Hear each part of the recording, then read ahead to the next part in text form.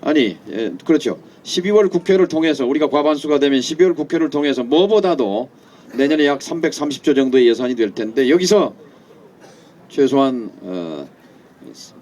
4조 원은 기초노령연금 이 확대에 쓰겠다. 그래서 내년 1월부터는 65세 이상 그 노인 인구 550만 명에게 보편적 복지로서 18만 원의 노인연금을 여러분 손에 쥐어드리겠습니다.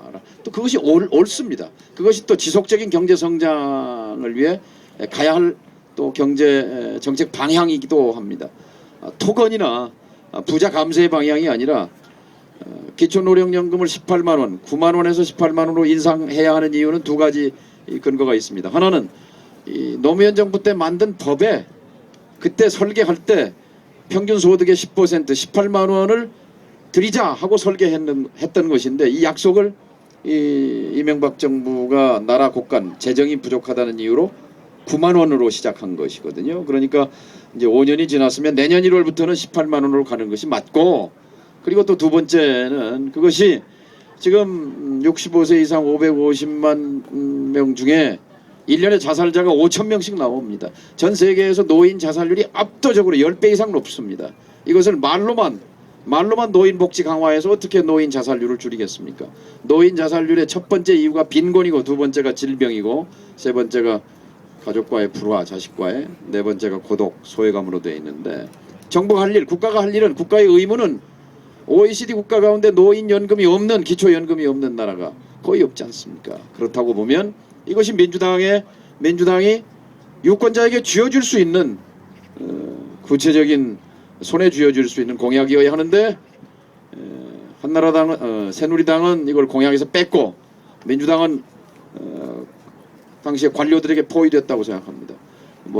실현 가능성 운운하면서 이것을 그렇게 분명하게 얘기하지 않았어요. 총론으로 기초노령연금을 얘기했지만 구체적인 의지를 가지고 사실 무상급식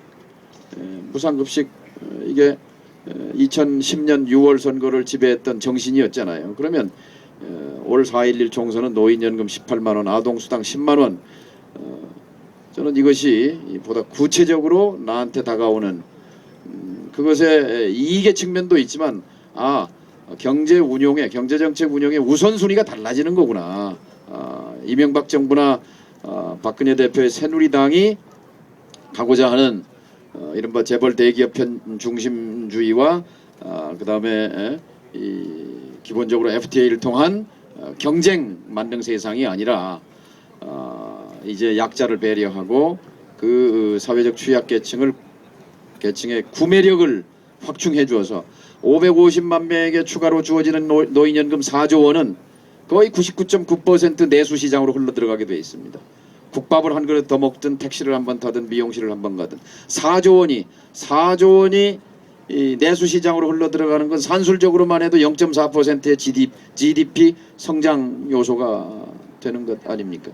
이게 거창하게 얘기하면 케인즈의 유효수요 이론하고도 맞닿아 있습니다. 전 세계가 그런 성찰을 하잖아요. 즉 지갑이 비어가는 양극화된 이 빈곤층과 취약계층에게 구매력을 강화시켜주는 것, 이것이 새로운 성장 동력을 만들어내는 것이고 경제 성장을 지속 가능하게 하는 그런 ABC 아닙니까? 여기에 대한 확신을 갖지 못한 그것이 4.11을 그냥 MB 심판해 주십시오, 사찰 심판합시다로 그치게 한 한계였다고 생각합니다. 바로 그 점에서 아까 시흥에서 오신 우리 선생님 말씀, 민주당에 대한 실망, 이것을 어떻게 극복할 것인가에 대해서 제 대답은 이렇습니다. 노선 없이 12월은 없다. 노선 없이 4월이 없다는 게 증명됐지 않느냐. 우리 사회는 지금 새누리당과 박근혜, 이명박 정부는 노선이 분명합니다. 우리 5년 동안 봤잖아요. 5년 동안 봤어요. 선거를 의식해서 잠시 김종인 박사를 영입하고 약간 빨간 잠바를 뒤집어 입고 이름을 바꾸고 하는 이 화장품, 화장수를 발휘하긴 했지만 본질이 바뀐 건 아니란 말이죠. 예측 가능해요. 가령 새누리당이 다시 정권 잡으면 어떠한 길을 가리라는 게 우리가 예측 가능합니다. 이명박 정부 5년의 연장에 있습니다. 기본적으로 본질적으로. 그러면 저는 민주통합 적당히 정권 잡았을 때 이러이러한 길을 가겠다는 것을 구체적으로 국민 손에, 유권자 손에 쥐어줘야만, 그것이 바로 노선 없이 대선 없다라는 제 얘기인데요.